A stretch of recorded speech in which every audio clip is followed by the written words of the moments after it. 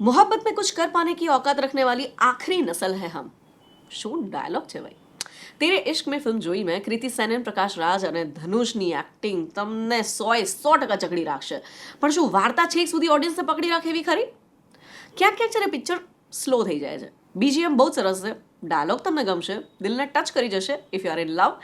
પણ રાંઝણા મૂવી યાદ કરીએ તો કેટલા બધા ગીતો આપણને યાદ આવી જાય. આ ફિલ્મ જ્યારે જોઈને તમે નીકળશો તો એક જ ગીત તમને યાદ રહેશે, which is a title song તેરે ઇશ્ક મેં. હા, આ ગીતોના લીધે પિક્ચર છે ને થોડી લાંબી પણ લાગે છે. જુનૂન, ઓબ્સેશન, આશિકી આ પ્રકારના શબ્દો હવે ટોક્સિક થઈ ગયા છે 2005 પછી જન્મેલી જનરેશન માટે. મિલેનિયલ જેને આશિક કહે ને, જેન્ઝી એને સ્ટોકર કહે. આજના જમાનામાં ડેન્જર લવરને ગ્લોરીફાય કરવું અઘરું છે ભાઈ. સો ઓવરઓલ સ્ટારકાસ્ટની એક્ટિંગ માટે, અને જો તમે ધનુષના બહુ જ મોટા ફેન હોવ તો તેરે ઇશ્ક મેં થિયેટરમાં જોઈ શકો છો. બાકી ઓટીટી રિલીઝની રાહ જોઈ શકે, વાંધો ના આવે.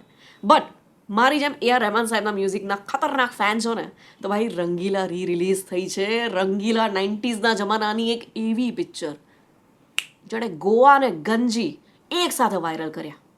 એ પણ એવા જમાનામાં જ્યારે વાયરલ છે ને ખાલી રોગ માટે વપરાતો શબ્દ હતો.